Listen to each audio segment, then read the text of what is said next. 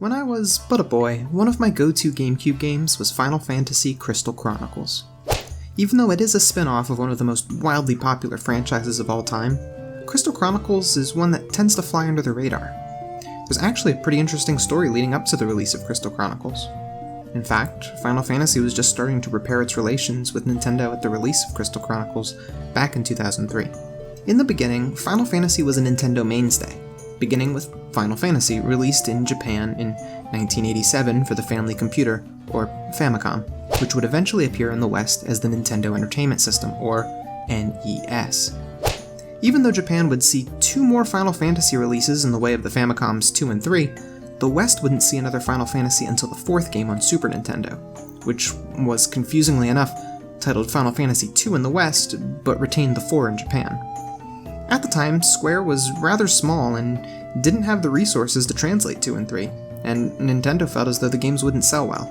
After all, the Super Nintendo released just 1 year after Final Fantasy I came to the West in 1990. Square would skip bringing Final Fantasy V in the West with rumors of it being too complex for Western gamers and go straight to 6, released in the West as Final Fantasy III, which would go on to be called one of the greatest RPGs of all time. Square was doing well with Nintendo in the West with games like Chrono Trigger and Secret of Mana becoming household names. Unfortunately, this is where things get a little complicated. In 1996, after developing Super Mario RPG Legend of the Seven Stars with close direction from Shigeru Miyamoto, Square announced plans to halt all planned titles for Nintendo consoles and move over to the Sony PlayStation, due to the space limitations of Nintendo 64's cartridges and the new CD format of the PlayStation. Treasure Hunter G would go on to be known as the last game published on a Nintendo system from Square in Japan in 1996. That is, until 2001 when Square announced they would rejoin Nintendo if they'd have them. As Hiroshi Yamauchi would soon hand the reins over to Satoru Iwata as president of Nintendo, and Square president Nao Suzuki would shoulder the blame for Square's negative marketing approach towards the N64, Squaresoft, now Square Enix, would partner once again with Nintendo to develop Final Fantasy Tactics Advance and Final Fantasy Crystal Chronicles. The first thing that hits your senses when you boot up Crystal Chronicles is the intro cinematic. Gushing with personality and one hell of a memorable song, it becomes clear that charm and quality took a front seat in the presentation of Crystal Chronicles, and that those attributes would show again and again. To summarize the story briefly, deadly miasma coats the land, draining the life of anyone who lingers in it. To combat the miasma are giant crystals, located in the center of every town. The crystals create a sort of force field and a ring surrounding it, keeping the miasma at bay, however, need to be charged with myrrh to keep functioning. Enter the Crystal Caravans, brave adventurers who carry a shard of the crystal embedded in a chalice to protect them as they go dangerous places to seek out myrrh trees, filling said chalice and returning to their towns to refuel the crystals. You are one such caravaner. The story is both lighthearted and serious, as you'll meet fun, interesting characters, such as various caravans from other villages, each with their own personalities, and deadly, dark locations like the town that perished as all the villagers waited for the caravan that would never return. The world itself is more of a main character than any of the actual characters, and the interesting lore behind it will keep you curious for details. The final act of the game, while somewhat disjointed from the rest of the adventure, will offer the player some thoughtful introspection that will likely stick in their mind for a while after the credits roll. Final Fantasy Crystal Chronicles would take a different approach from the tried-and-true tactical turn-based gameplay that Final Fantasy is known for, and instead opt for a multiplayer-focused, Diablo-esque top-down dungeon crawler.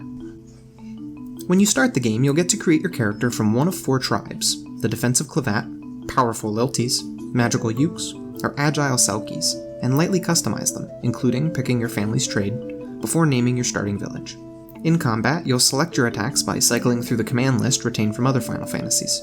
Attack and defend will always be bound to your command list, but the other 2 slots are free for you to add consumables or magic, both of which are found while exploring dungeons.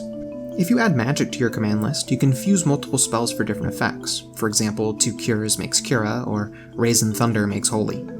If you're playing multiplayer, you'll be unable to fuse spells by yourself. Instead, 2 or more players will have to cast them at the same time and at the same target, fusing them in real time.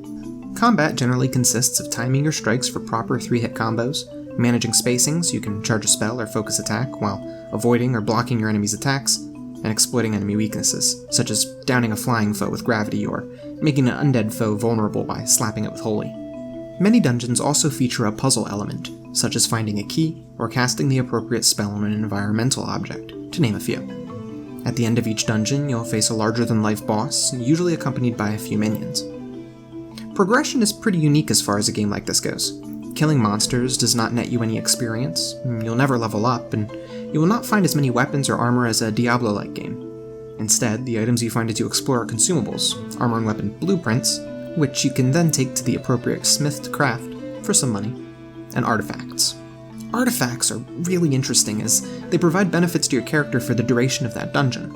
They provide stat boosts such as strength or defense +1, but also more interesting options like an additional command list slot or another heart, since this game takes the Legend of Zelda approach of having hearts as life, and damage will do at minimum half a heart.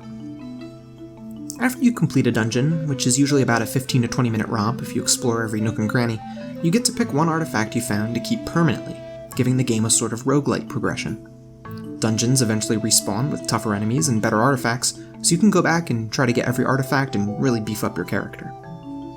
The atmosphere of Final Fantasy Crystal Chronicles really knocks it out of the park. The music is phenomenal, done in a sort of rustic style, using many medieval and Renaissance instruments, really selling the world and adventure. The visuals are cutesy and decidedly GameCube, with plump chibi character designs and bright colors. Each town and dungeon is vastly different from the last, making each location extremely memorable. The voice-acted monologues before each dungeon are beautifully voice-acted, and the tone of both them and the diary entries add an extra layer of charm that makes the game feel rather personal to the player. They say that wicked creatures prowl the road along this beautiful riverbank, but nobody's ever seen one. I once asked a man why. He simply replied, "Because anybody who happens upon one is promptly eaten." But it is long since anyone has met such a fate. For nowadays, people take another route, far away from the spooky old road. Only we walk the old way now.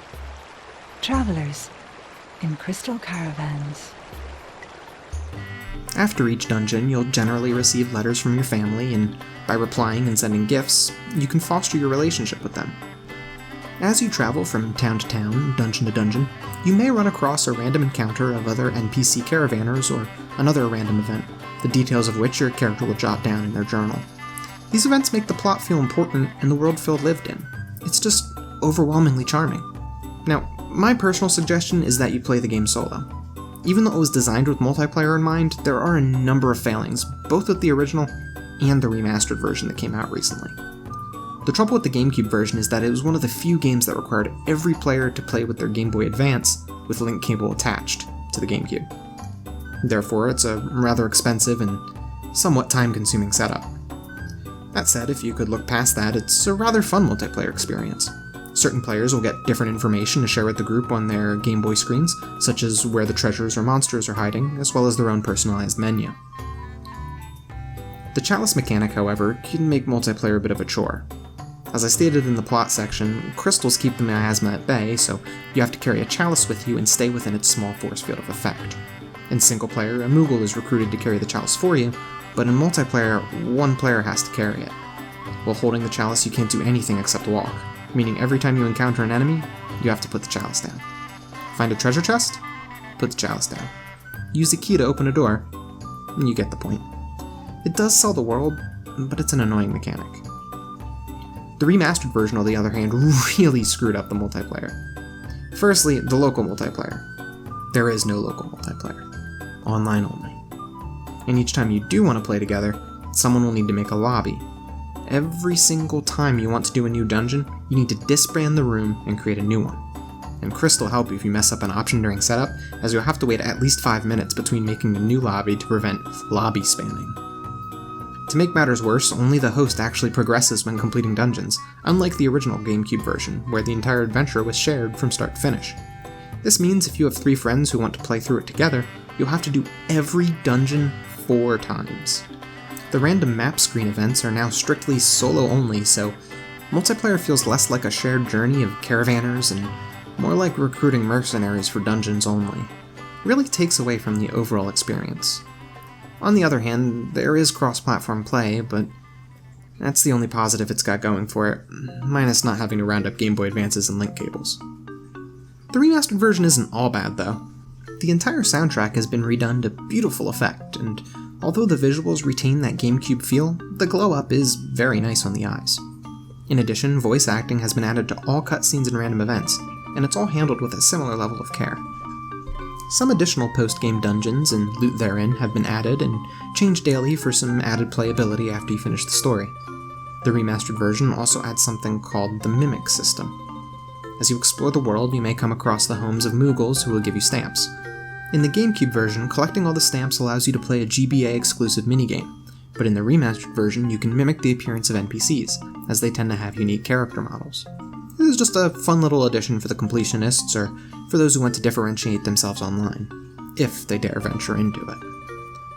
Multiplayer failings aside, Crystal Chronicles will take you on a journey through a charming yet dangerous world, as you build up your character and fight through dungeon after dungeon, immersing yourself in beautiful music and thoughtful monologues. Final Fantasy Crystal Chronicles is a unique and charming adventure that you should be playing. Hey, thanks for watching! Don't forget to subscribe for more Cyberphile content, and if you liked this video, show me with that little thumbs up button. If you liked this video, you might like one of my other videos. You can click right on the boxes to jump to them. Cyberphile, offline.